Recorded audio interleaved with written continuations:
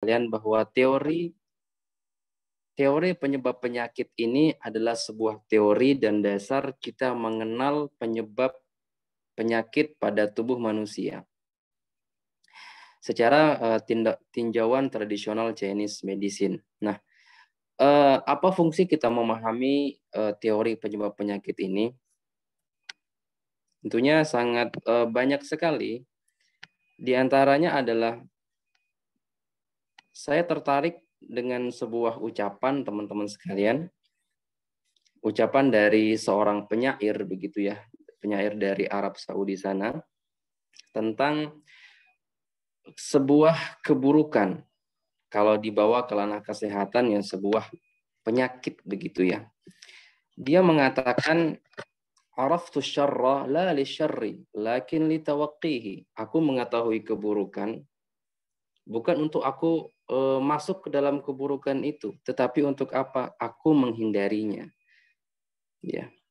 Artinya kalau kita memahami tentang konsep penyakit, kalau kita tarik ke dalam ranah kesehatannya, maka kita memahami itu untuk kita mempelajarinya dan bagaimana cara kita untuk menghindar dari penyakit itu. Kemudian beliau mengatakan teman-teman sekalian, waman lam ya'rif asyarra, dan siapa yang tidak mengetahui keburukan itu atau tidak mengetahui penyakit itu, minal khairi yaqafi. Ya, dia tidak mengetahui penyakit itu, maka dia kemungkinan akan terjatuh ke dalam penyakit itu. Ini menurut saya sebagai sebuah support ya untuk kita semua. Ya, alhamdulillah kita di sini mendapatkan fasilitas untuk mengenal kesehatan baik secara medis, baik secara tradisional maupun tibbun nabawi. Baik, materi coba saya share screen dulu. Iya, sudah nampak Anje slide-nya? Teori penyebab penyakit. Ya, artinya kita memahami emosi dalam penentuan sebuah pengobatan. Mungkin teman-teman masih ingat sebuah konsep pohon yang pernah kita dengarkan bersama, bahwa pengobatan ini adalah apa yang ada di atas, dan pengobatan itu sesuai dengan apa yang kita dapatkan dari diagnosa dan pemahaman-pemahaman kepada dasar-dasar filosofinya. Penyakitnya apa, kemudian sindromnya bagaimana, perjalanan penyakitnya seperti apa, ya, kemudian diagnosa-diagnosa yang kita tegakkan bagaimana, baru kita mengambil sebuah pengobatan. Nah, ini salah satu dari teori untuk kita bisa mengambil kesimpulan dan menjalankan sebuah pengobatan. Baik. Ya, ini pendahuluan dulu ya teman-teman ya, bahwa di dalam teori akupuntur sakit itu sangat simpel sekali. Jadi sakit itu keluarnya tubuh dari homeostasis atau keseimbangan yang kita sebut dengan keseimbangan yin dan yang. Kalau di dalam Tibun Nabawi maka kita katakan ya keluarnya tubuh dari mizajiyah yang tepat. Jadi hararah dan rutubahnya hilang atau tidak seimbang sehingga tubuh itu menjadi sakit. Tugas kita sebagai seorang praktisi, sebagai seorang penyat adalah menarik kembali tubuh itu kepada titik supaya dia menjadi sehat kembali. Nah, ternyata teman-teman sekalian, ketidakseimbangan tubuh kita ini, tubuh kita menjadi sakit itu ada beberapa faktor ya yang disebutkan dalam kitab-kitab klasik seperti kitab kuning begitu ya. Ada faktor eksogen. Faktor eksogen ini adalah faktor eksternal, faktor luar dari tubuh kita, dari cuaca, dari tempat kerja, dari lingkungan, tetangga, dan lain sebagainya. Ini masuk dalam faktor eksogen. Kemudian ada dari faktor endogen atau faktor internal dari diri kita sendiri, teman-teman sekalian. Ini yang biasa saya sebut dengan jiwa, emosi. Makanya tadi di judul awal kita lihat tadi ada memahami emosi, ya, karena dia juga termasuk dari penyebab penyakit. Dan ini poin ini yang sering terlupakan oleh Sejujurnya kita sebagai seorang praktisi tradisional, terutama Tibbun Nabawi, ya, yang memandang manusia sebagai makhluk holistik. Kalau makhluk sosial itu sudah di luar ranah pribadinya dia, di luar ranah konteks manusianya dia, si pribadi. Tetapi kalau holistik adalah dia dengan dirinya dia sendiri. Jadi tubuhnya dia dengan jiwanya dia. Kemudian ada faktor lain lagi penyebab penyakit, misalnya perilaku yang salah. Perilaku seperti apa? Perilaku makan terlalu cepat, perilaku olahraga yang pengen punya badan sehat dan bugar tetapi over sportnya over. Jadi terlalu berlebihan. Kemudian ibu-ibu terlalu berlebihan dalam membersihkan rumah, capek sekali misalnya. Misal saja itu ya.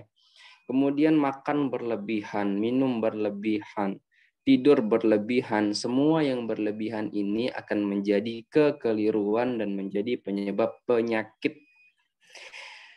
Kemudian pola makan yang salah. Pola makan yang salah seperti apa?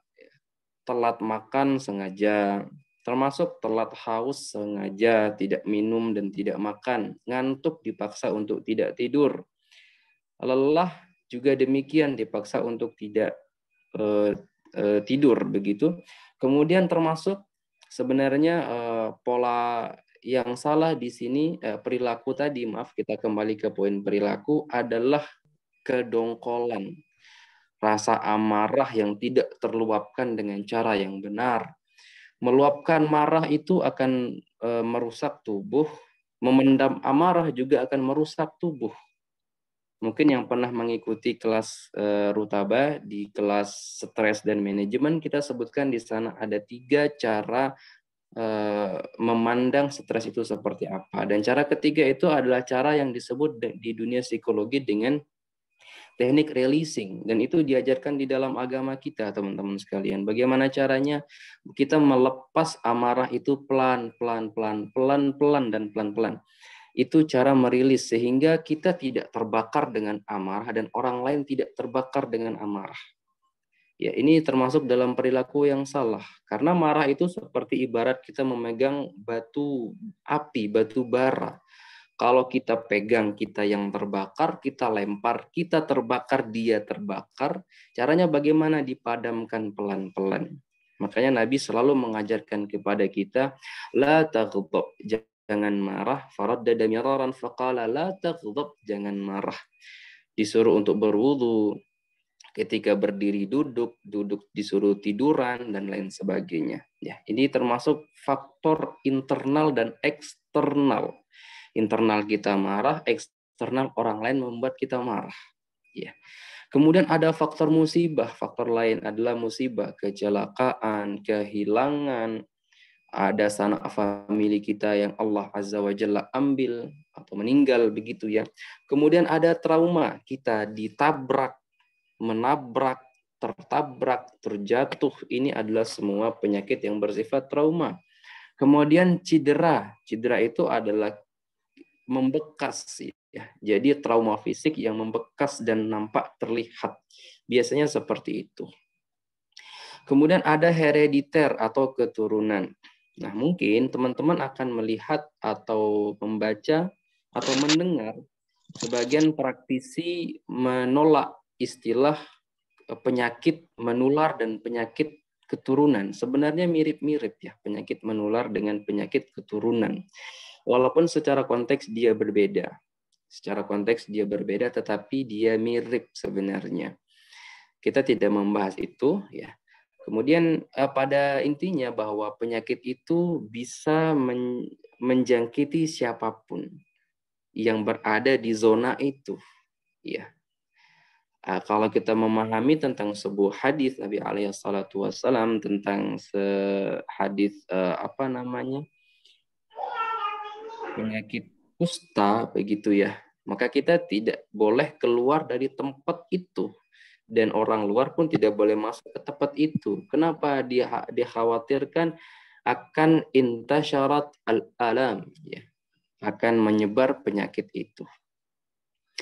Keturunan ini teman-teman sekalian, ini perlu teman-teman pahami bahwa penyakit keturunan itu berasal dari jin esensi yang berada pada orang tua. Ketika si orang tuanya penyedih, maka si anak itu punya potensi menjadi anak yang penyedih. Biasanya paru-parunya sempit dan jalannya agak membungkuk.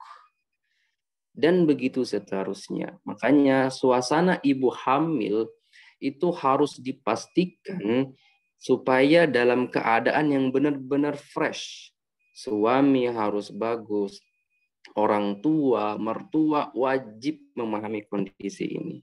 Ya, ini kita sebut dengan yin yang dalam masalah jing dan prenatal. Ya, ini perlu kita pahami karena ini menjadi penyakit nantinya teman-teman sekalian. Kemudian ada penyebab penyakit lain nih, ya. Atau dirumuskan lagi begitu ya, bahwa penyakit ini menjadi 4 golongan. Ada penyakit eksogen tadi yang kita sebut dengan PPL, penyakit penyebab luar. Ada endogen atau PPD, penyakit penyebab dalam. Dan ada penyebab golongan ketiga yang tidak diketahui. Ya, seperti tadi misalnya kasus musibah, pola makan, dan lain sebagainya. Ini masuk ke golongan ketiga. Kemudian yang keempat adalah hasil produksi dari kelainan organ Changfu. Ini kita sebut dengan penyakit penyebab 4. Nah, pada poin keempat ini teman-teman sekalian perlu untuk kita sedikit memahaminya bahwa kelainan Zhangfu ini, kelainan organ kita ini itu disebabkan oleh faktor luar dan faktor dalam. Atau bisa disebabkan oleh faktor luar dan atau penyakit dari faktor dalam. Contoh misalnya, mungkin teman-teman masih ingat pelajaran Wusing. Limpa, ya kita ambil limpa saja karena ini kasusnya sangat banyak sekali. Limpa karena orang kepikiran misalnya. Kepikiran itu adalah faktor internal teman-teman sekalian. Jadi banyak kepikiran sehingga kepikiran yang banyak itu akan mengambil atau mengkonsumsi qi pada limpa itu berlebih sehingga terjadi defisiensi qi limpa. Setelah defisiensi qi limpa terjadi, maka qi paru terkonsumsi sehingga terjadi defisiensi qi paru. Kemudian orangnya biasanya menjadi mual atau menjadi keringat dingin, nafasnya menggap-menggap, nafasnya menjadi berat. Nah, pikiran itu akan diperparah lagi oleh angin. Kipas angin lah, kemudian setiap hari buka status WA orang untuk, maksud saya melihat status WA orang itu untuk sekedar melihat-lihat saja mungkin masih bisa ya. Walaupun saya tidak sarankan pada orang-orang tipe panas kering dan dingin kering. Artinya melihat sesuatu untuk dikepoin. Nah, ini akan menyebabkan penyakit itu bertambah. Nah, ini akan menyebabkan kelainan organ Zhangfu yang lebih jauh lagi. Kita coba melihat ya. Penyebab penyakit luar ada apa saja? Nah, ini teman-teman perlu sedikit lebih serius lagi nih. Ada 6 faktor penyakit, faktor eksogen utama, faktor luar ya. Ada angin, ada dingin, ada panas, ada lembab, ada kering, dan ada api. Dan angin ini teman-teman sekalian, angin ini bisa membawa semua kategori dari penyakit ini, sehingga nanti kita sebut menjadi angin dingin, angin panas, atau angin lembab, angin kering, dan angin api. Kasus-kasus vertigo, kemudian migrain, kemudian dada yang sakit, cenut-cenut, itu biasanya disebabkan oleh faktor angin, termasuk Bell's palsy di dalam traditional Chinese medicine itu adalah angin. Angin dingin atau angin panas yang mengkerutkan salah satu sisi dari persarafan di sini. Karena dia mengkerut, teman-teman boleh lihat wajah saya. Misalnya di sini, dia terserang sebelah kiri, karena saya dulu pernah Bell's palsy sebelah kiri, teman-teman sekalian. Itu dia terserang angin di sini terkumpul, kemudian angin itu membuat kering pembuluh darah dan saraf sehingga dia menjadi mengkerut dan tertarik. Sehingga terjadi Bell's palsy. Obatnya bagaimana? Dihangatkan saja. Dihangatkan, kemudian teman-teman bisa melakukan kerikan guasa wajah, kerokan wajah begitu, kerokan kecantikan boleh, kemudian ambil di sini kalau saya dulu ya. Kemudian ini dikerokin. Anginnya dibuang, ininya bisa rilis sendiri. Ya, banyak teknik lah kalau kita memahami tentang konsep-konsep dasarnya. Nah, kita coba berkenalan tentang faktor-faktor ini, teman-teman sekalian. Nah, ini catatan bahwa hal-hal ini tidak mengakibatkan perubahan patologis dalam tubuh secara alamiah. Artinya ini semuanya ada di dalam tubuh kita, tetapi ketika terjadi berlebih maka dia baru menjadi penyakit. Kita coba lihat nih, angin. Mohon izin saya baca ya. Angin ini teman-teman mudah menyerang tubuh saat berkeringat dan saat tidur. Makanya saya selalu memberikan arahan agar tidur jangan bersahabat dengan kipas angin. Ya. Kemudian ketika berkeringat nih yang suka berolahraga, kalau teman-teman lihat Bruce Lee, kemudian para petinju seperti Habib ya, Habib Nurmagomedov itu saya mempelajari riwayat beliau. Beliau kalau olahraga hampir nggak pernah nggak pakai baju yang rapat. Kenapa? Ketika pori-pori terbuka, angin nggak bisa masuk, sehingga badannya benar-benar jadi energi Qi-nya kuat. Nah sekarang banyak sekali yang olahraga di malam hari, ini sebenarnya harus hati-hati. Baik. Angin ini teman-teman akan menyerang tubuh dan sifatnya menyebar dan mudah berpindah. Jadi kalau teman-teman pusing satu, tiba-tiba ntar pindah sini, kok kemudian nyeri di bahu, pindah ke perut, ini angin. Rajin-rajin dibekam seluncur. Sebagian ahli peruqyah dari sahabat-sahabat kami mengatakan ini jin. Ya mirip-mirip sebenarnya ya. Tetapi kalau tidak mengganggu ibadah seseorang, sholatnya masih bagus, membaca Al-Quran tidak berliur, ini angin. Ya, angin, patogen angin ya. Baik. Nah, sifat-sifat angin nih yang perlu teman-teman pahami karena kita mempelajari TCM ini adalah filosofi, maka kita memahami penyakit itu dengan memahami apa yang ada di alam. Sifat angin apa saja? Angin ini akan bergantung pada keadaan sekitar. Jadi ketika musim panas, maka kita akan terserang penyakit patogen angin panas. Ketika cuaca sangat dingin, maka kita terkena patogen angin dingin. Terapinya bagaimana? Kebalikannya saja. Ketika musim panas, minum yang segar-segar. Ketika musim dingin, di TDP, di moksa, atau di jemur hangat matahari, mandi air hangat, di shower ya. Mandi air hangat di shower bukan pakai gayung begini. Nanti nggak dapat teknik terapinya. Kemudian dia sifatnya mudah berpindah. Maka semua penyakit yang sifatnya berpindah-pindah itu adalah angin. Kemudian perubahan penyakitnya cepat, tiba-tiba demam, tiba-tiba segar, tiba-tiba mual, tiba-tiba muntah. Ini semuanya adalah angin. Kemudian cenderung menyebabkan pusing, nyeri sendi, dan menyebabkan pembengkakan pada wajah. Kemudian orangnya juga biasanya takut berkeringat, malas berkeringat. Kemudian gangguan pada tenggorokan. Nah, gangguan tenggorokan ini berarti menyerang paru-paru. Kalau teman-teman kemarin ingat tentang diagnosa tetangga, maka ini larinya ke paru-paru, ini larinya ke jantung, ini larinya ke ginjal dan limpa, ini larinya ke liver. Teman-teman sudah tahu ya. Begitu ya. Nanti dipakai ya diagnosa yang tetangga kemarin. Kemudian yang dingin. Bagaimana yang dingin? Patogen ini jelas banyak terjadi di musim dingin. Apakah bisa dari makanan yang dingin? Bisa sekali. Ya, dari makanan yang dingin juga bisa.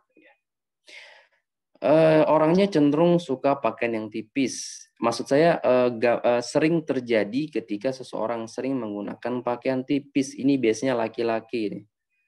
Ya, suka menggunakan pakaian tipis. Nah, ini teknik dalam melihat, dalam mengamati orang. Kalau teman-teman punya pasien datang ke rumah kok pakai baju tipis, dia sedang panas. Dia sedang panas. Baik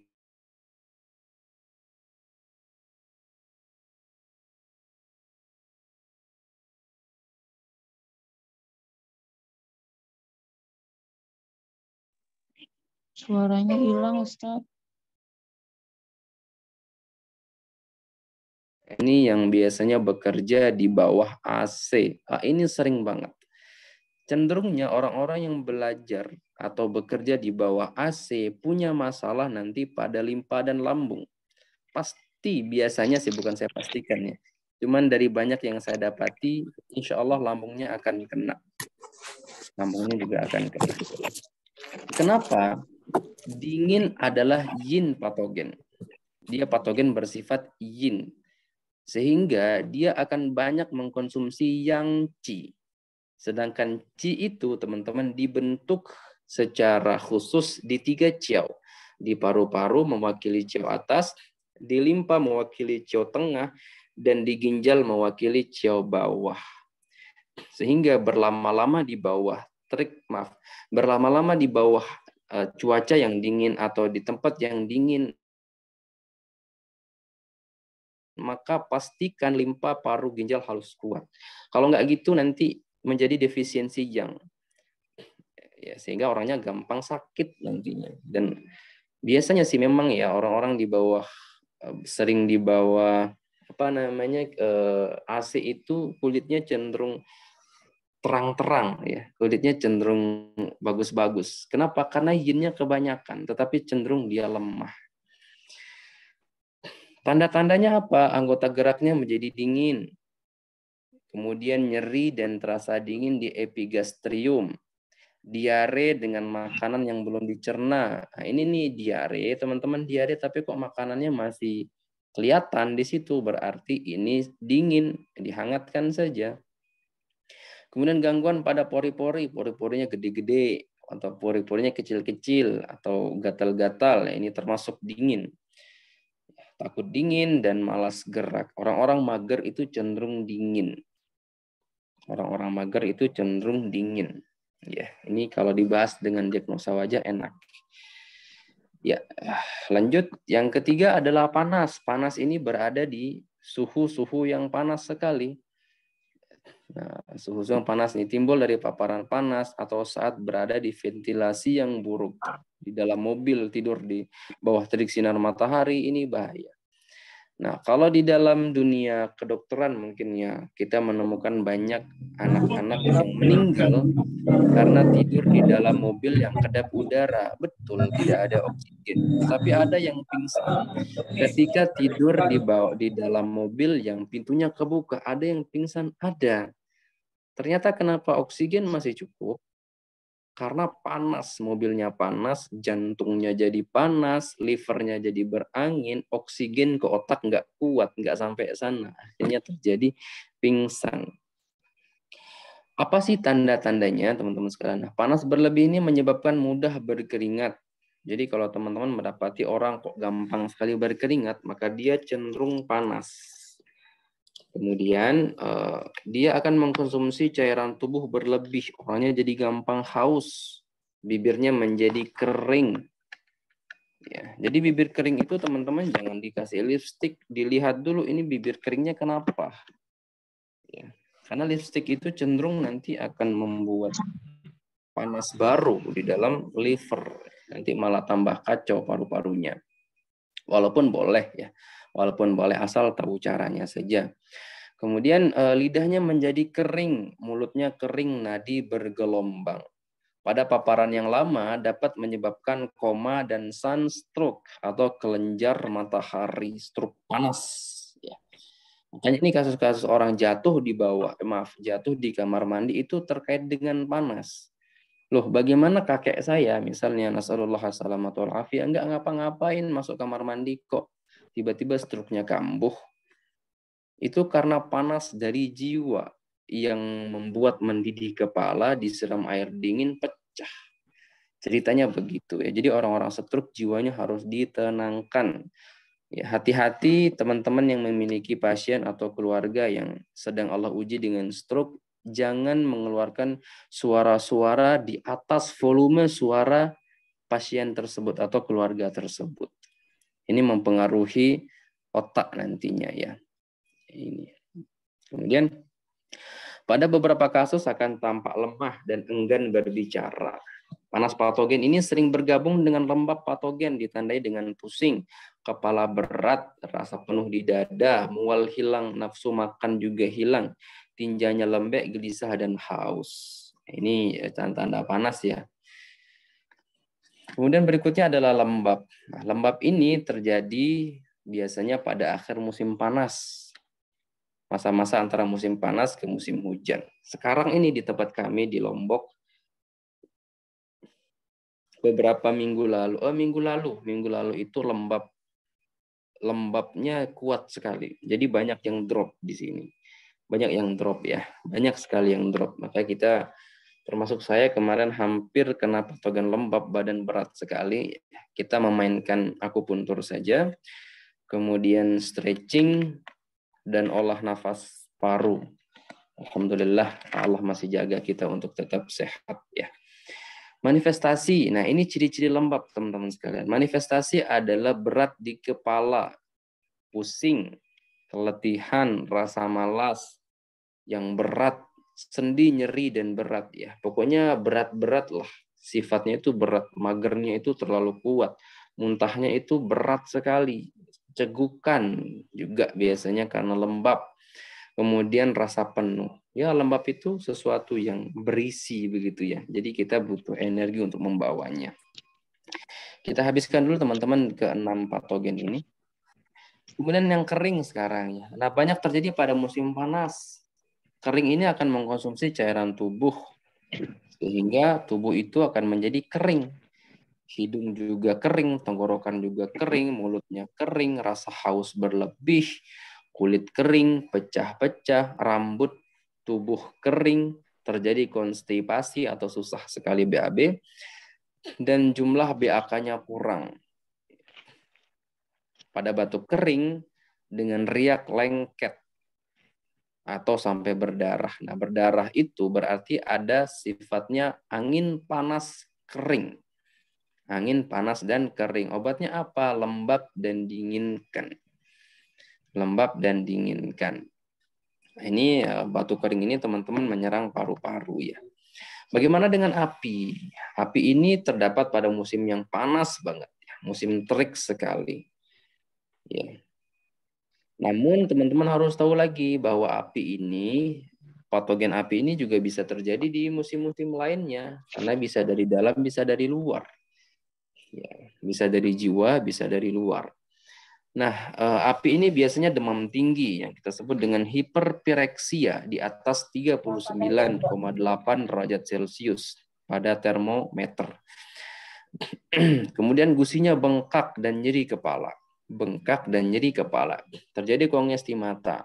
Terjadi kegelisahan yang tidak bisa dibendung. Mania, eksitasi, koma, dan delirium. Mania teman-teman sekalian, ketika teman-teman mendapati pasien yang nangisnya histeris, itu ada api di dalamnya. Tetapi belum tentu, kita tidak boleh menjudge ya. Namun bisa jadi seperti itu. Bisa jadi seperti itu. Nah, pada kasus lain juga terjadi gangguan darah.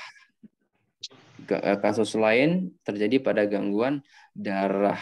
Termasuk nanti pada gangguan-gangguan kanker darah, nasallallahu assalamatu wal afiyah, kemudian kekurangan darah yang terus-menerus atau yang sering terjadi itu apa namanya? Kami nggak makan Anemia malam begitu tuh ya. anak itu tadi itu kami apa makan gitu.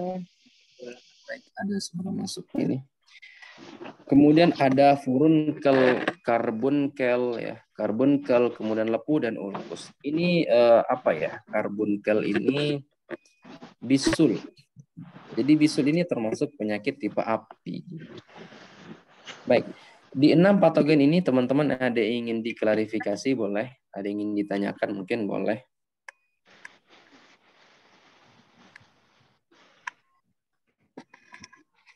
Silahkan ada yang ingin bertanya di 6 jenis patogen tadi.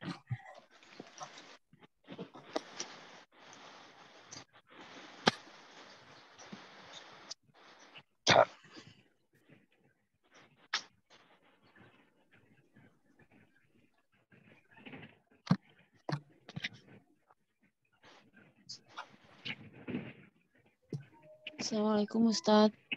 Ya, waalaikumsalam warahmatullahi Silakan. wabarakatuh. Izin tanya Ustadz, kalau untuk apa ya, trauma itu sendiri gitu ya, kan mungkin emang kejadiannya udah lama gitu, tapi kan jadi masih selalu ada kebayang itu gimana cara ngatasinnya. Iya.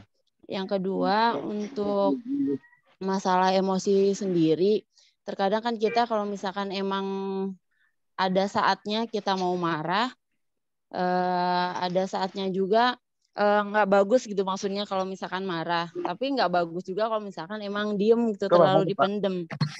Itu sebaiknya harus diluapkan atau enggak, atau emang harus diam saja? Itu sih pertanyaannya. Baik, barakallahu fikum. Baik, yang kedua ini bagus. Tapi Masih ada suara yang masuk. kalau Lita hari benar-benar. Tapi apa masa?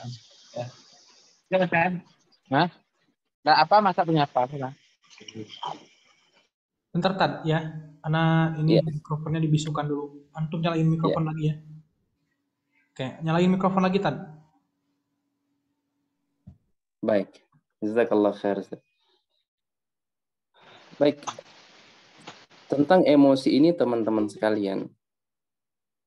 Jadi ceritanya emosi itu berawal dari liver. Bisa berawal dari limpa juga ya. Intinya adalah dari bagian tengah. Kemudian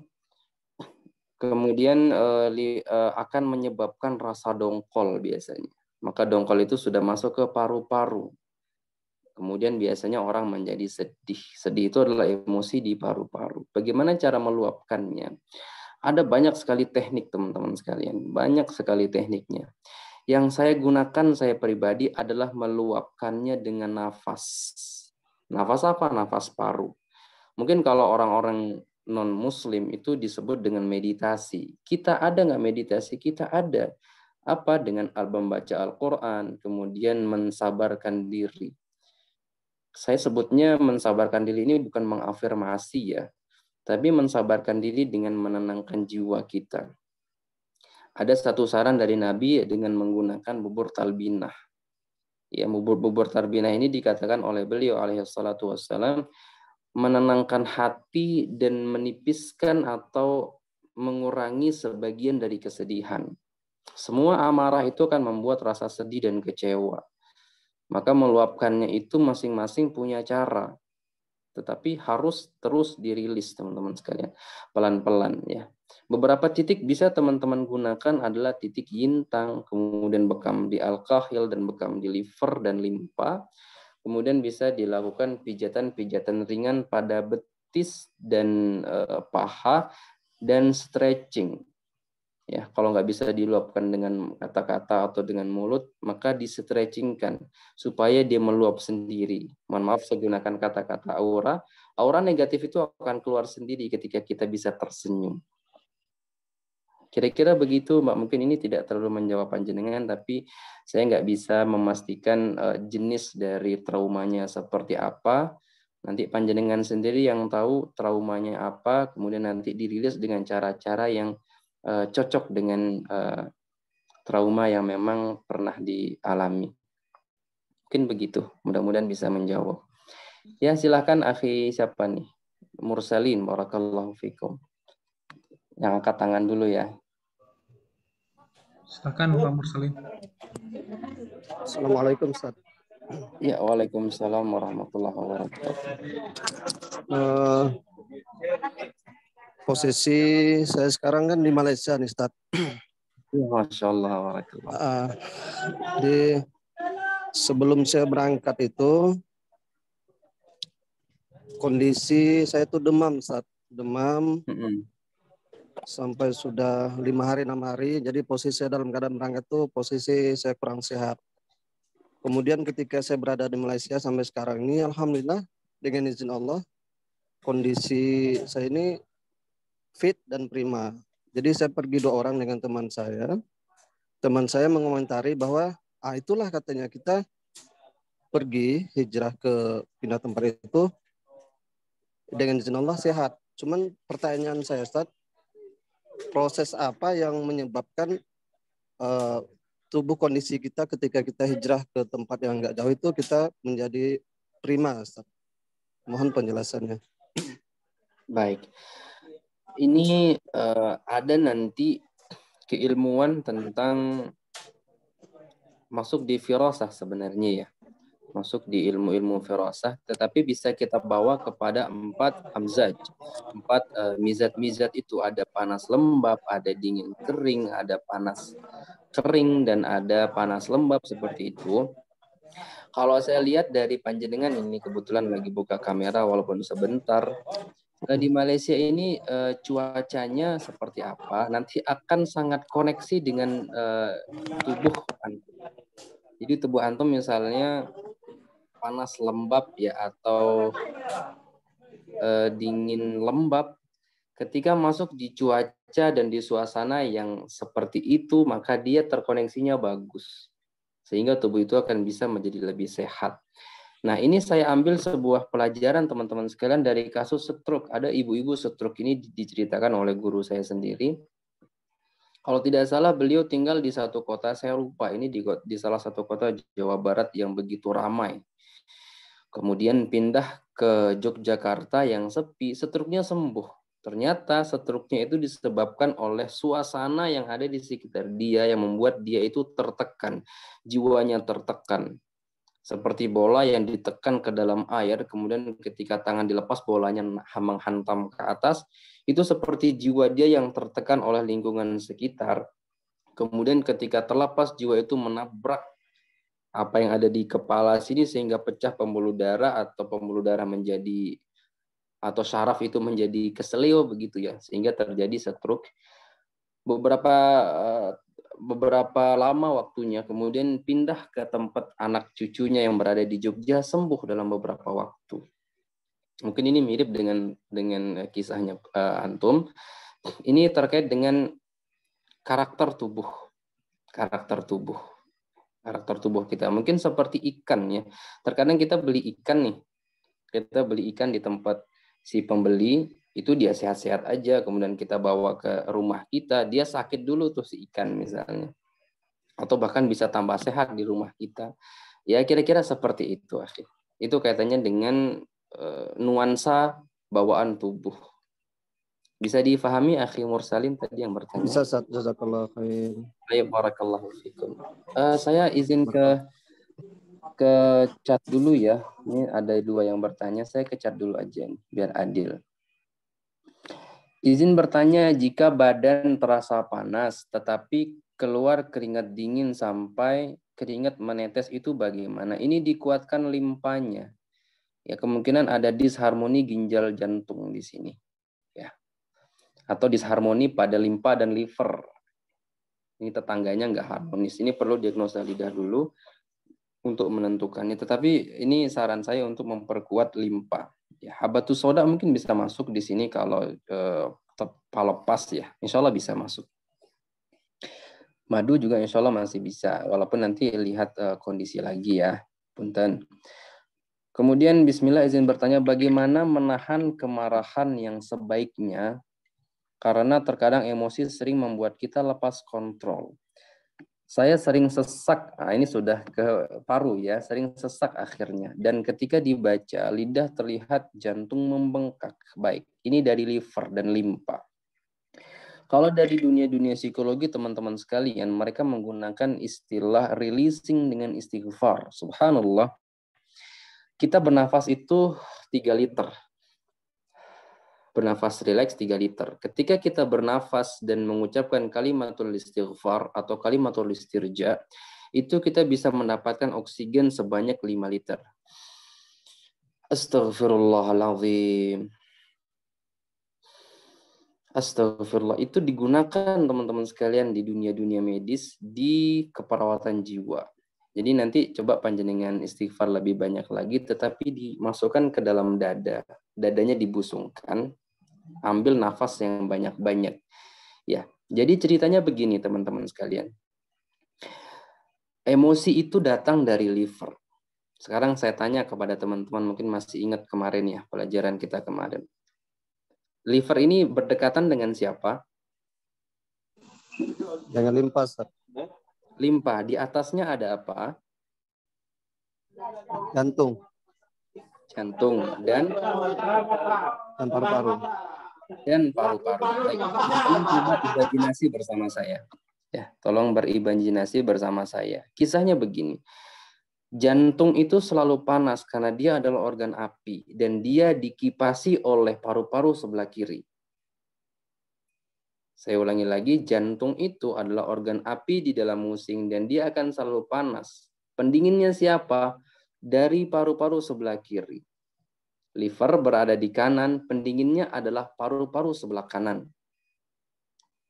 Ceritanya seperti itu. Jadi makanya ketika emosi itu ada, kita tarik nafas panjang supaya didinginkan lagi liver kita itu. Baik, ada gambaran teman-teman di sini? Makanya nafas paru itu adalah hal yang wajib. Saya wajibkan ke teman-teman yang mungkin bukan belajar sama saya ya. Duduk bareng lah sama saya. Kita latihan nafas paru banyak-banyak. Apalagi teman-teman yang mungkin badannya ngapunten agak sedikit membungkuk, ini harus dibuka dadanya. Supaya kapasitas dari oksigen yang masuk itu maksimal untuk mendinginkan liver, jiwa, dan jantung organ. Jantung jiwa. Baik, itu mungkin ya. Satu lagi saya baca dari chat. Bismillah, izin bertanya, kenapa kalau habis pergi siang, jarak agak jauh dari rumah, kepala terasa banyak tekanan angin, sampai pusing mual, kunang-kunang. Solusi ketika terjadi seperti itu gimana? Baik, ini masuk angin. Masuk angin. Kalau perginya siang-siang, maka terserang angin patogen panas. Teman-teman coba berimajinasi bersama saya lagi, berpikir bersama saya. Hal pertama yang terpapar angin itu apa? Yang berlawanan dengan angin itu di luar tubuh kita adalah kulit. Kulit, betul. Kulit itu adalah tanggung jawab organ siapa? Kulit tanggung jawab organ Limpa. Paru-paru, Ustaz. Paru-paru, betul. Baik, di bawah kulit ada apa? Ada jaringan apa di bawah kulit? Ada otot. Jaringan di bawah kulit ada otot. Otot tanggung jawab siapa? Limpa. Otot tanggung jawab limpa. Maka orang yang mudah masuk angin, limpa parunya pasti lemah. Punten ya, ini kita sama-sama belajar karena saya dulu orang yang gampang sekali masuk angin. Limpa parunya lemah.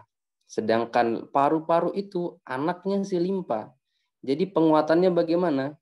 Siapa yang kita kuatkan? Kalau ada anak yang sakit, siapa yang kita kuatkan terlebih dahulu?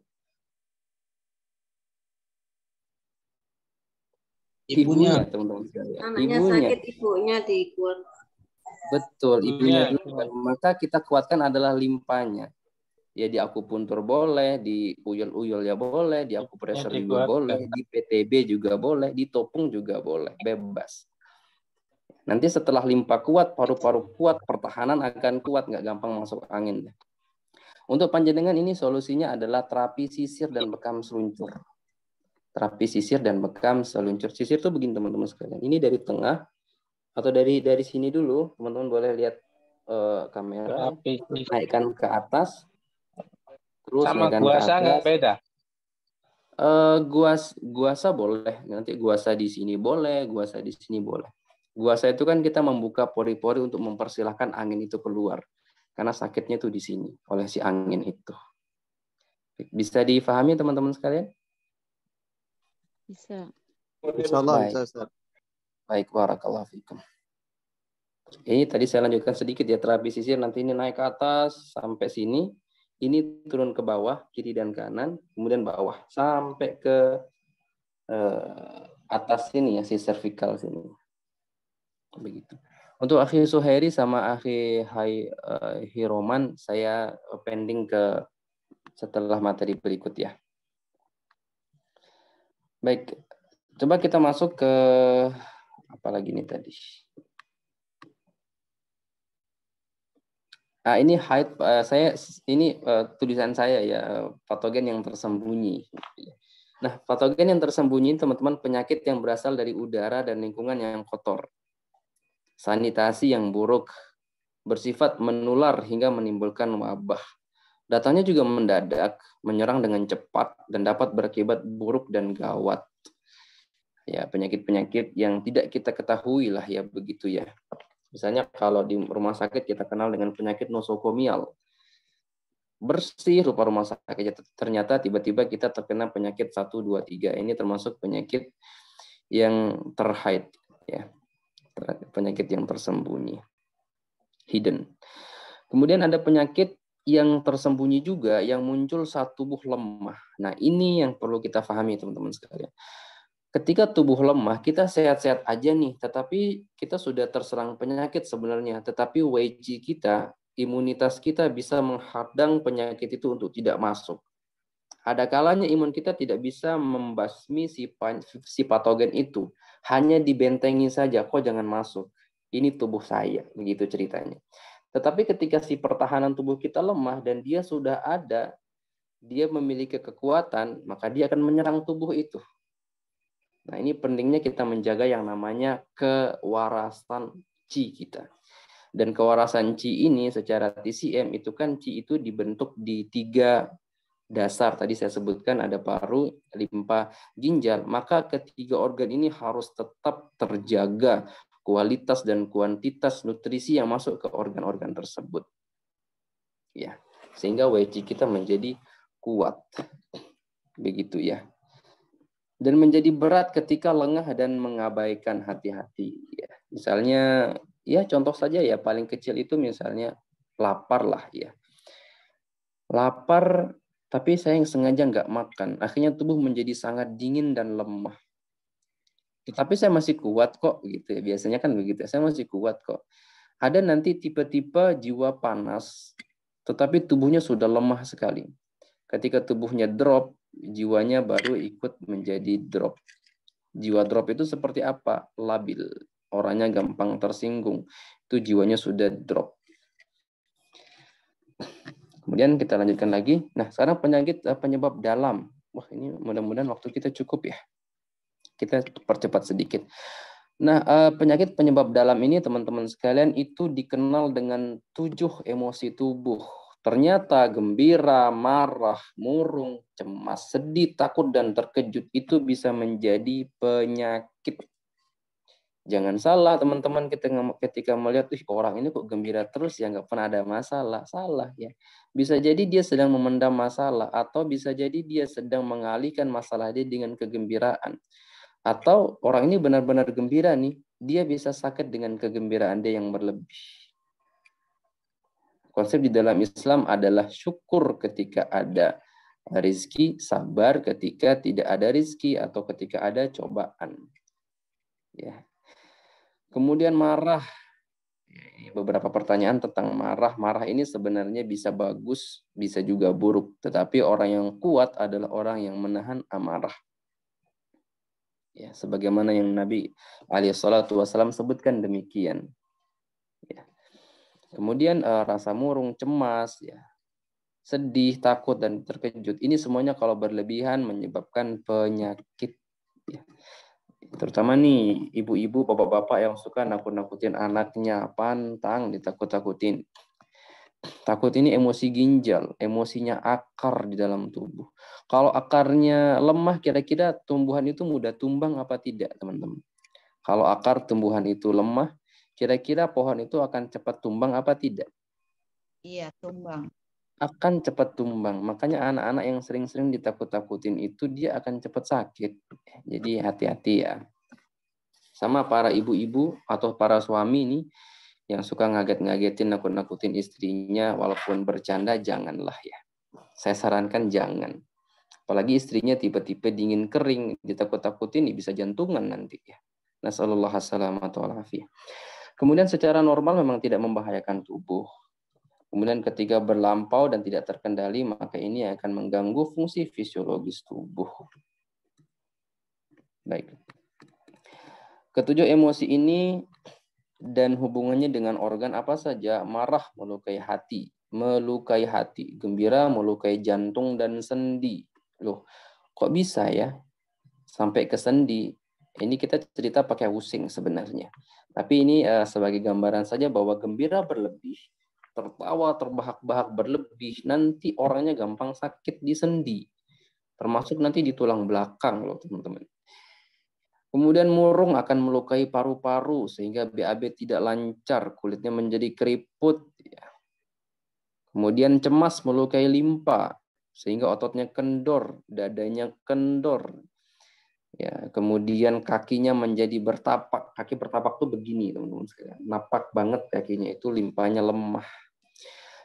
Kemudian takut, terkejut akan melukai ginjal. Hati-hati ya. Makanya spesifik sekali Nabi mengatakan basyiru wala tunafiru. Kasih kabar gembira dan jangan membuat orang lari ketakutan. Coba subhanallah, terkait dengan kesehatan tradisional juga dapat. Karena takut itu akan melukai ginjal. Orang kalau ginjalnya lemah ya seperti motor ya, mesinnya lemah, nggak bisa dibawa goncengan 2-3 orang, nih bisa rusak mesinnya. Begitulah kira-kira ya. Nah, efek emosi terhadap qi apa? Marah menyebabkan qi naik ke atas dengan cepat menyebabkan qi tidak beraturan. Bagaimana? Terkadang marah bikin kita mual muntah. Marah yang ada di liver menyebabkan dada sesak, kepala pusing, mata menjadi merah, mulut menjadi kering. Itu qi naik ke atas. Kemudian menyebabkan qi tidak beraturan karena fungsi dari liver adalah menyebarkan qi ke seluruh tubuh. Jadi orangnya drop, ya gampang sakit dan lain sebagainya.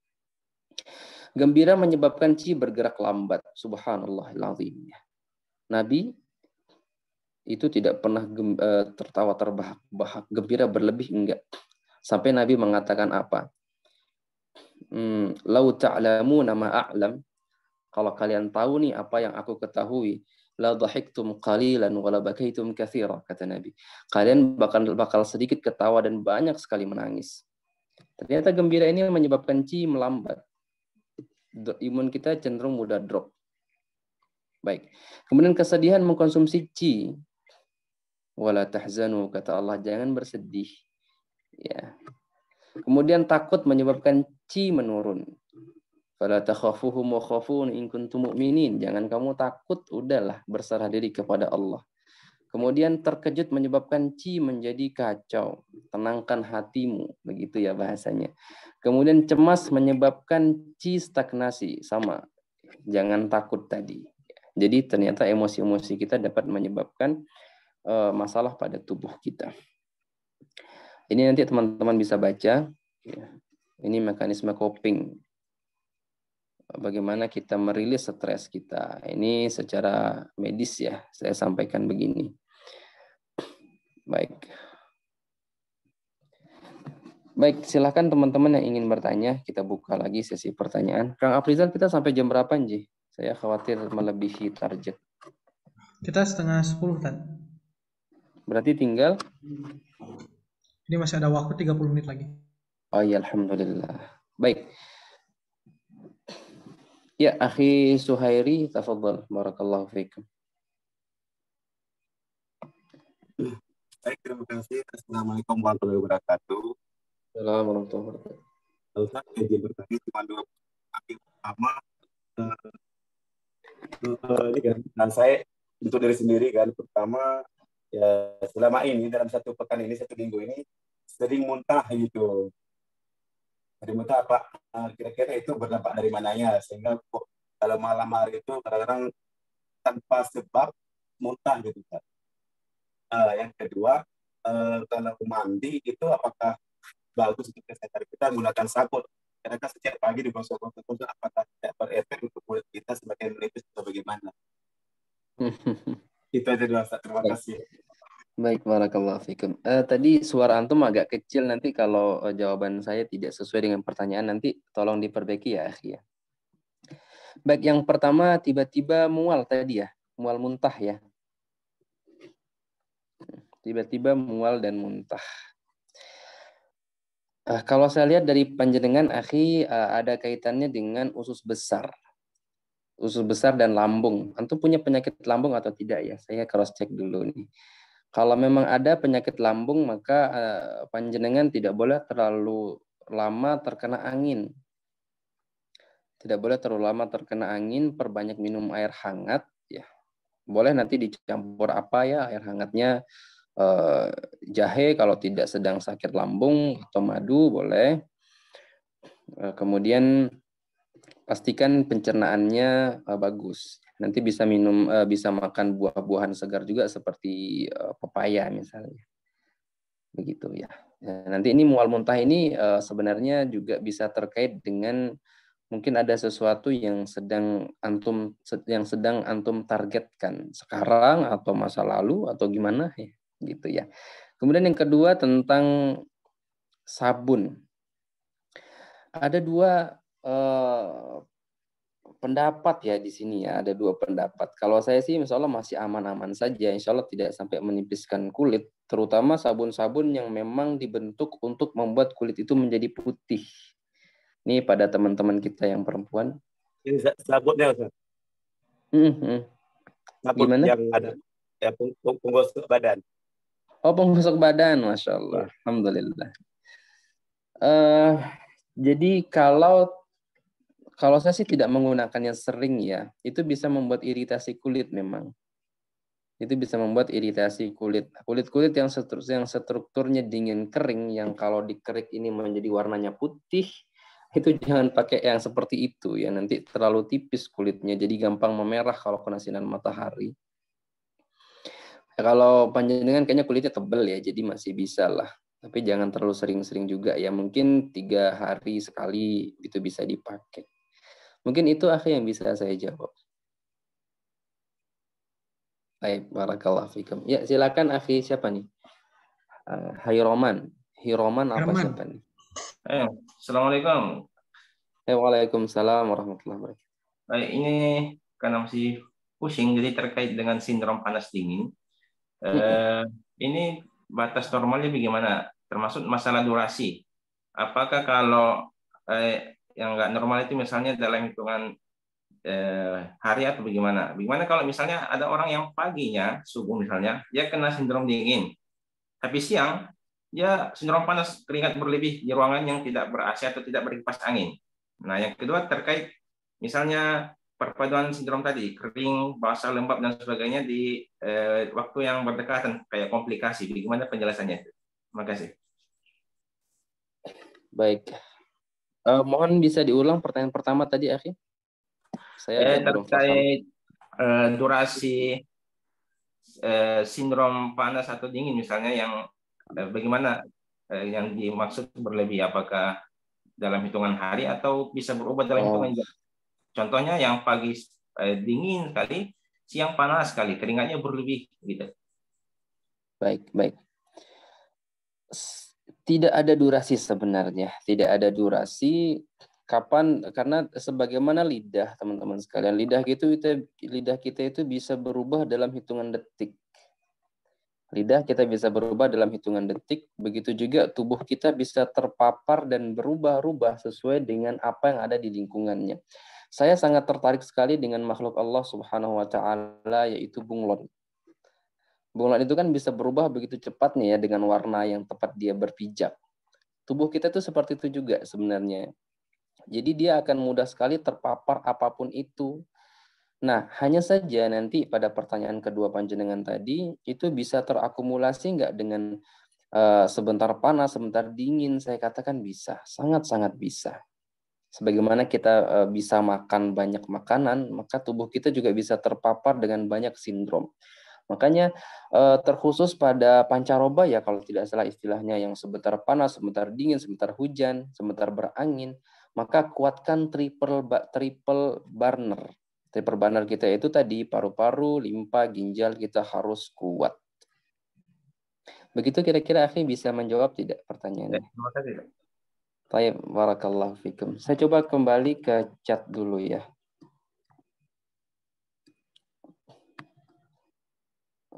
Sampai mana tadi ya?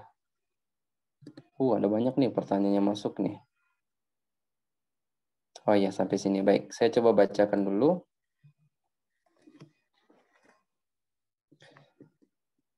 Assalamualaikum warahmatullahi wabarakatuh. Kalau penyakit paru-paru dan batuk mengeluarkan darah, bagaimana cara penanganannya? Ini kita perlu tahu dulu nih, apakah karena kelemahan si limpanya secara organ atau karena liver yang terlalu ekses. Jadi belum bisa kita kasih jawaban ini bagaimana cara penanganannya, karena kalau dari limpa, nanti kita kuatkan limpanya. Kalau dari liver, kita sedasi livernya, kita tenangkan livernya. Ya, paling tidak, panjenengan bisa mencoba terapi bekam, ya, bekam seluncur atau bekam basah ketika panas berlebih di ujung di ujung lidah itu merah sekali, yaitu insya Allah masih bisa dilakukan bekam basah untuk kasus ini. Barakallahu fiikum. Nomor 8, yang mana yang belum dijawab ya? Coba saya naik ke atas sedikit. Nanti tolong diingatkan ya.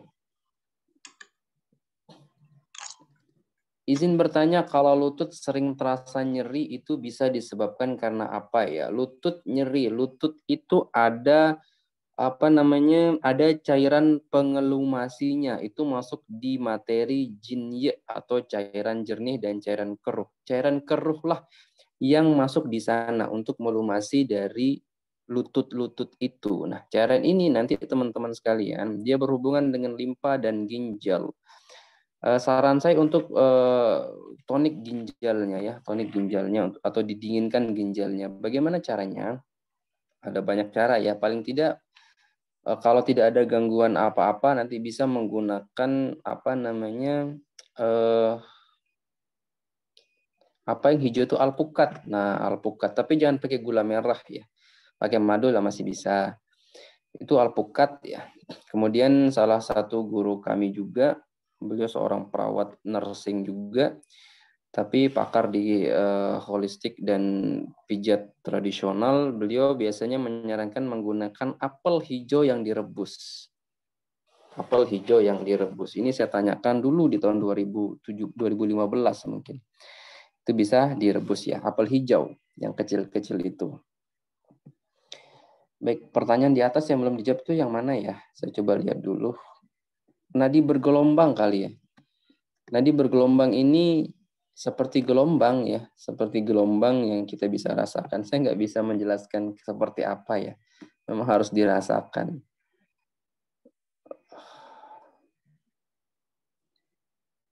Baik, oh ada masuk lagi. Oh iya, sekarang dari Mbak Lidwina Purwani, boleh silahkan.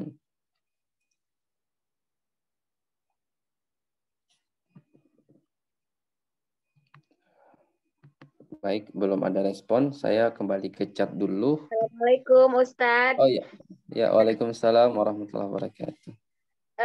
Pak Ustadz, saya mau nanyanya, tapi pertanyaannya agak seru sedikit biar ada. Iya boleh. Pak Ustadz, yang tadi saya dilihat dari yang poin di hide patogen itu ada yang fuci ya. Nah, itu yang saya mau tanyakan, ada terbersit di pikiran saya itu, apakah bisa mempengaruhi penyakit non medis, Pak Ustadz? Dan kalau ada orang yang terkena penyakit non medis, sebetulnya apa ada pengaruhnya organ dalam seperti limfa atau pankreas atau jantung, atau berhubungan dengan emosi yang tidak terkendali? Mungkin seperti itu Pak Ustadz. Assalamualaikum. Waalaikumsalam warahmatullahi wabarakatuh. Nah, spesifik ya, mungkin kita arahkan ke penyakit non medis, apakah mempengaruhi kepada tubuh atau dipengaruhi oleh tubuh. Kalau kita katakan penyakit non medis, biasanya kan kita terpatri kepada ulah dari bangsa sebelah, dari bangsa jin. Masuk, ya ini termasuk dari ya bisa kita katakan begitu ya, penyakit non medis. Jadi penyakit non medis ini teman-teman sekalian, kalau boleh izin ya, mungkin di sini ada teman-teman peruqyah nanti bisa diluruskan. Ini dari saya pribadi, penyakit non medis ini saya bagi menjadi dua. Penyakit non medis yang dia sadari ya memang karena emosi dia yang labil. Ya, tadi 7 emosi tadi itu yang ada salah satunya yang berlebihan sehingga menjadi jiwa dia menjadi bergoncang, begitu bergoyang sehingga timbullah penyakit-penyakit.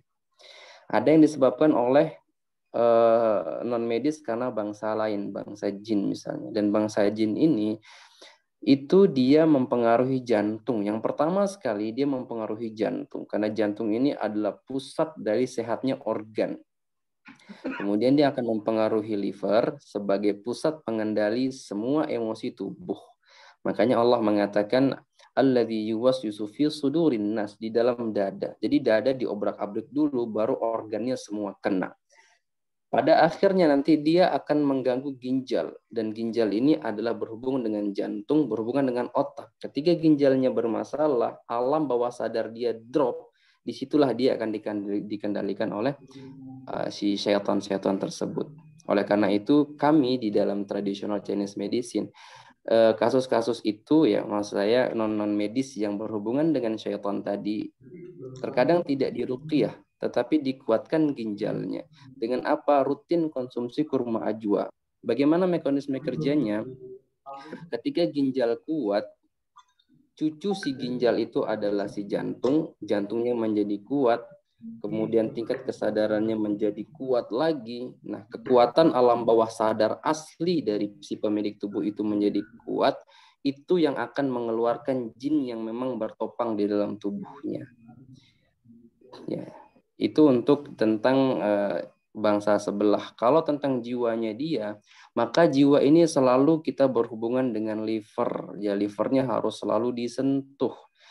Kalau perempuan misalnya yang sudah bersuami, mohon maaf, kalau perempuan dia harus ketika dia sedih atau ketika dia lelah, ketika teman-teman perempuan sedang lelah, maka bersandarlah di bahu suami. Ketika sedang sedih, bersandarlah di dada suami. Walaupun nanti ada penjelasan-penjelasan lain terkait ini, tetapi paling tidak seperti itu. Apakah ada hubungannya? Ada. Itu semua berhubungan dengan jiwa.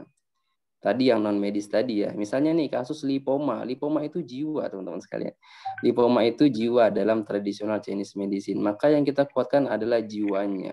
Kemudian limpanya, nanti lipomanya akan hilang sendiri. Mudah-mudahan ini sejalan dengan pertanyaan pelungguh, Ibu. Panjenengan Ibu bisa difahami tidak? Ya, bisa. Masya Allah, terima kasih Ustaz. Ya, barakallah.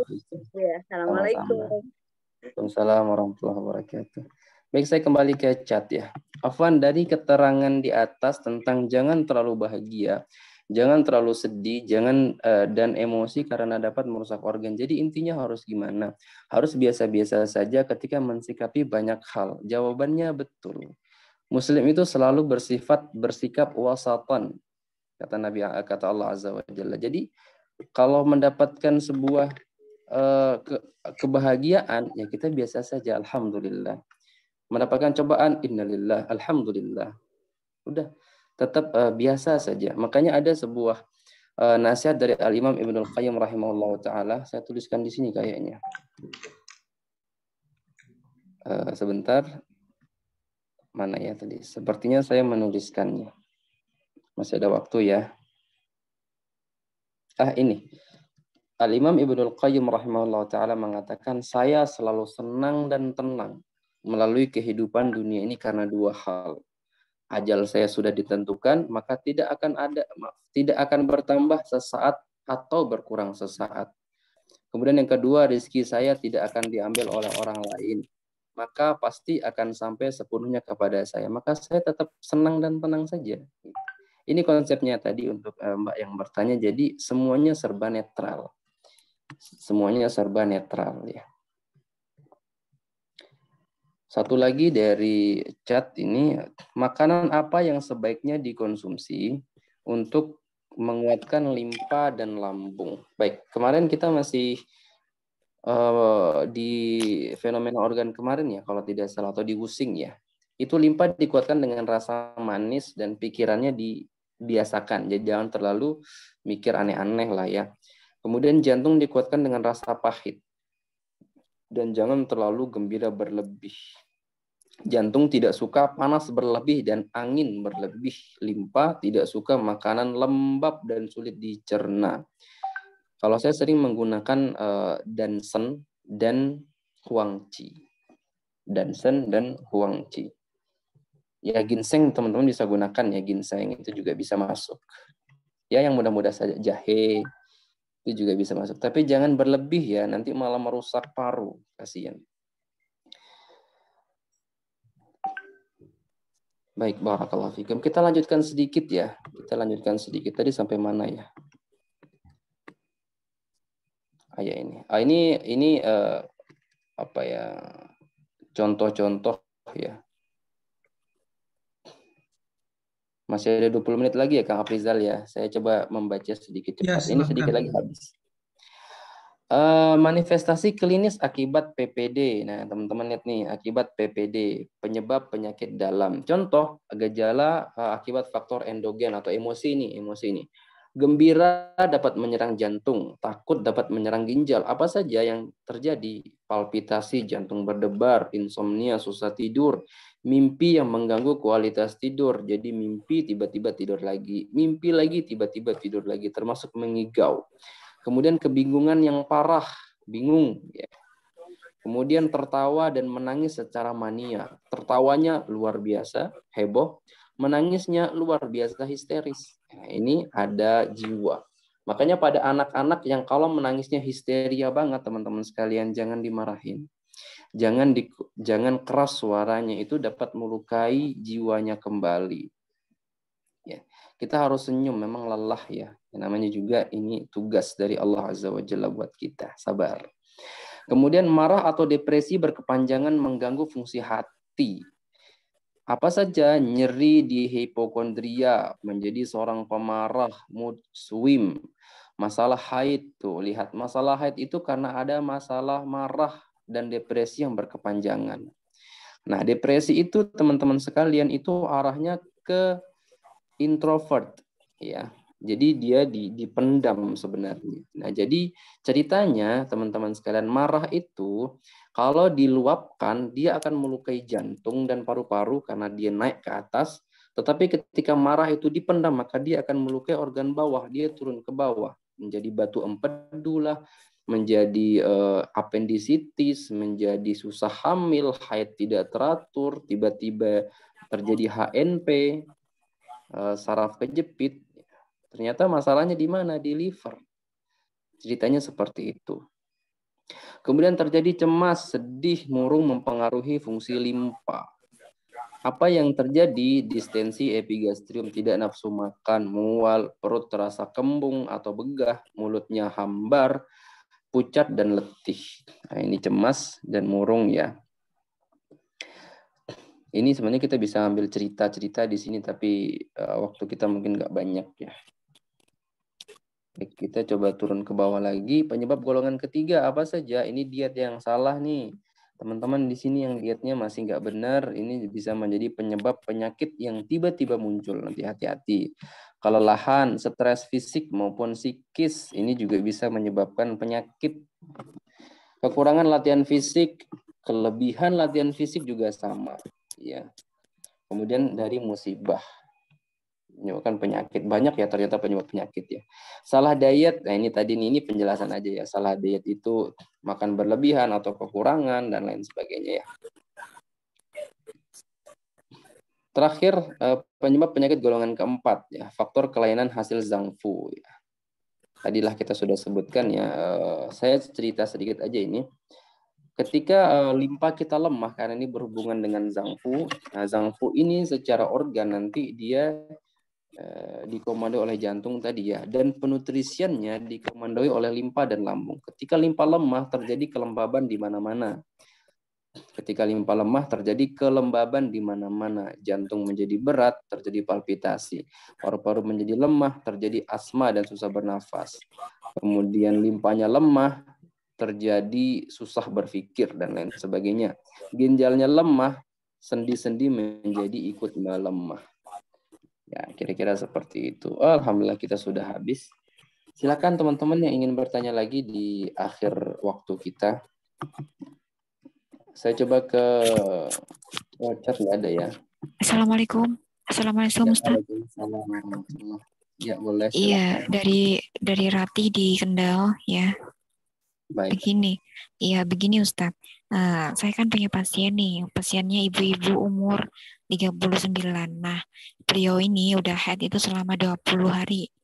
Terus itu belum berhenti gitu Ustaz. Nah, ini mohon penjelasannya. Ini herbalnya apa? Saya takut juga nanti tambah itu haidnya gitu. Haid ini nggak berhenti. Iya, sampai 20 hari gitu. Saya udah dibekam di titik sunahnya dan saya mau terus sama titik rahim. Saya bekam titik rahim sama titik sunah itu Ustaz.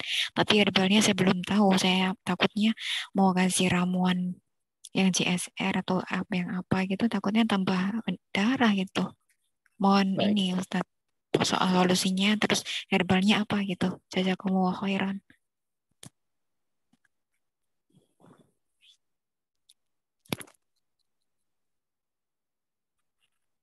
Tad, mikrofonnya Tad.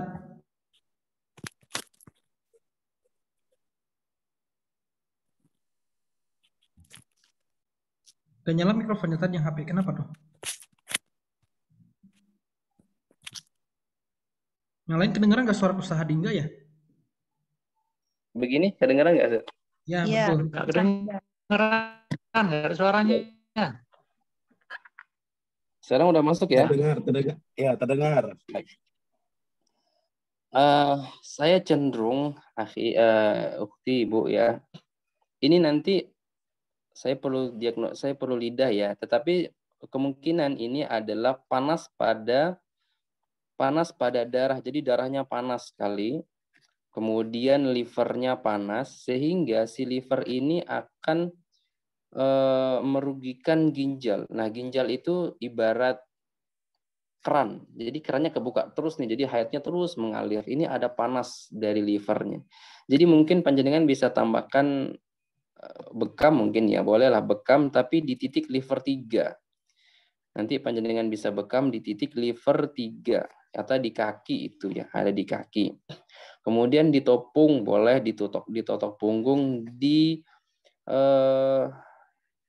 liver organ. Liver organ itu sebelah kanan dan liver jiwa ada di sebelah kiri. Itu dua-duanya ditopung. Untuk herbalnya saya belum bisa menentukan sekarang, mungkin nanti bisa di Wapri ya. Kita lihat kondisi sebabnya itu sebenarnya bermuara dari mana. Tapi ini jiwa pasti ada. Jiwanya pasti ada. Mungkin sekitar sebatas itu yang bisa saya kasih sedikit arahan untuk panjenengan ya, Ibu ya. Herbalnya belum bisa saya pastikan apa. Mungkin begitu ya, Ibu ya. Mohon maaf. Iya, baik Ustaz. Jazakumullah khairan. Jazakallah khair. Baik, ya, Mas Yudhistira. Jika tidak ada, maka kepada kesimpulan akhir. Sepertinya ada satu lagi. Assalamualaikum Ustaz. Ya, waalaikumsalam warahmatullahi wabarakatuh. Tadi saya mendengar penjelasan untuk menanyakan masalah paru-paru Ustaz. Yang ibaratnya paru-parunya ini lemah yang diakibatkan limfanya juga melemah. Dan ketika paru-paru ini bermasalah, ketika dia batuk bisa berdarah. Yang kemarin penjelasan Pak Ustaz itu, limfa itu tidak bisa mengatur keluarnya darah. Tapi yang jadi saya bingung kenapa ginjalnya ini bermasalah sehingga kondisinya bisa melemah gitu Ustaz. Terus batuk itu kadang-kadang dia berasa dingin dan keluar darah gitu batuknya. Baik. Ini pertanyaannya kemana nih? Ke ginjalnya atau ke limfanya atau ke batuk darahnya? Ke batuk darahnya. Baik. Batuk darah itu teman-teman sekalian kan berada di atas, berada di paru-paru atas. Maka pasti berhubungan dengan organ yang ada di bawahnya, yaitu apa? Jantung atau pada livernya. Jantung atau pada livernya. Nah, liver ini salah satunya kan dia memastikan darah berada di pembuluh darah, termasuk nanti pada limpa. Jadi ketika darah keluar dari pembuluh darah, itu limfa liver pasti sedang melemah. Karena dia tidak bisa memastikan darah itu tetap berada di pembuluh darah. Sampai sini bisa dicerna, Akhi Yudhistira? Iya, Ustaz. Paham. Baik. Kemudian ke ginjalnya. Paru-paru kok batuk darah nanti bisa, sebenarnya begini, batuk darah nanti bisa menyebabkan mual juga. Batuk darah bisa menyebabkan mual juga dan bisa melemahkan, bisa mengganggu ginjal. Dari mana kita melihatnya? Kencingnya jadi sangat kurang, kencingnya terasa panas, punggungnya pegel banget, begitu ya.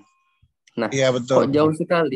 Kok jauh sekali paru-paru ke ginjal. Sekarang mungkin masih ingat paru-paru pasangannya apa? Paru-paru berpasangan dengan usus. Paru-paru berpasangan dengan usus besar. Iya, dan usus besar itu kira-kira berdekatan sekali nggak dengan ginjal? Iya, betul, Ustaz. Iya, sehingga paru-paru bermasalah, usus besarnya ikut bermasalah. Tetangganya si usus besar adalah ginjal ikut kena, sehingga ginjal juga terkena dampaknya. Dia terkena dampak saja. Untuk solusinya, Ustaz? Solusinya adalah kita melihat sebab awal dia batuk darah, misalnya. Apakah karena patogen luar, panas berlebih, maka kita hilangkan patogen luarnya, kita dinginkan tubuhnya. Kalau dari jiwa, dari liver jiwa yang panas misalnya, ditandai dengan mata yang sangat merah, kulitnya teraba panas, rambutnya rontok, maka itu berasal dari jiwa liver yang panas. Caranya bagaimana? Bekam basah disedasi livernya melalui titik liver 3 misalnya yang ada di kaki bawah sana. Kemudian ditotok punggung dengan tekanan yang sangat kencang supaya ditekan, jangan panas. Begitu. Ada gambaran, Akhi Yudhistira? Kalau untuk kondisi pasiennya sih cenderungnya dia lebih ke dingin, Ustaz. Cenderungnya dia dingin. Nanti dilihat apakah dia dingin secara tubuh, dirabanya dia dingin, tapi lidahnya runcing atau lidahnya merah, berarti jiwanya panas, tubuhnya dingin. Untuk lidah dia nggak terlalu runcing, terus panas di pantatnya juga kurang kalau lihatnya kurang ini, Ustaz. Jadi kalau saya lihat lebih dinginnya dingin lembab dia. Dingin lembab. Baik, ya, nanti ada dingin lembab tetapi dalamnya panas. Jadi dia panas semu namanya. Jadi panasnya itu panasnya itu ada di dalam. Biasanya sih begitu ya. Jadi kelihatannya lembab tapi padahal di dalamnya panas. Oh. Nanti ada yang seperti itu. Jadi untuk konsumsinya sampai apa soda aja, Ustaz? Untuk habatus sauda ini saya coba kasih dua gambarannya. Habatus sauda ini secara TCM kita gunakan pada kasus sindrom dingin pada tubuh, tetapi tidak digunakan pada sindrom pada jiwa yang panas. Ya, sindrom dingin pada tubuh. Jadi kalau tubuhnya dingin itu bisa kita masukkan habatus sauda. Tapi kalau jiwanya panas, maka kita cenderung menggunakan habatus sauda mungkin masih bisa, tetapi yang apa namanya, yang minyak.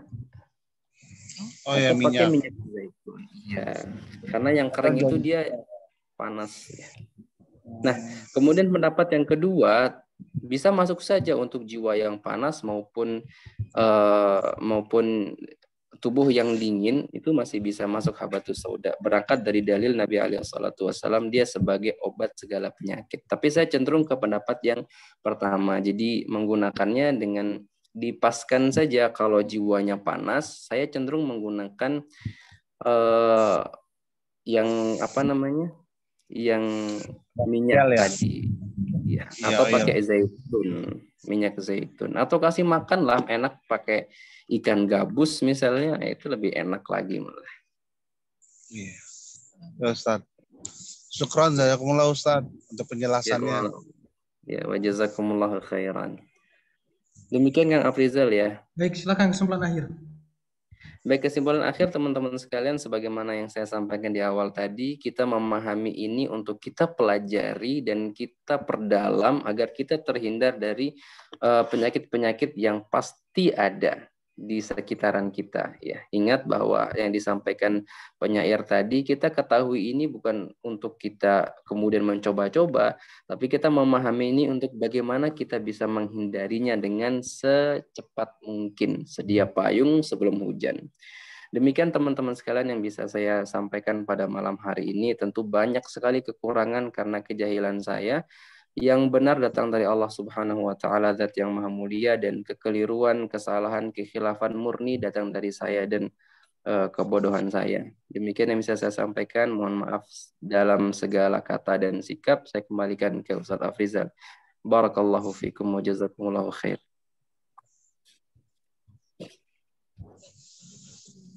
Baik, ya, alhamdulillah, masya Allah telah selesai pemaparan dari guru kita. Baiklah semuanya, kita tutup pertemuan malam hari ini dengan doa kafaratul majelis bersama-sama. Subhanakallahumma bihamdika, asyhadu an la ilaha illa anta, astaghfiruka wa atubu ilaik. Assalamualaikum warahmatullahi wabarakatuh. Waalaikumsalam.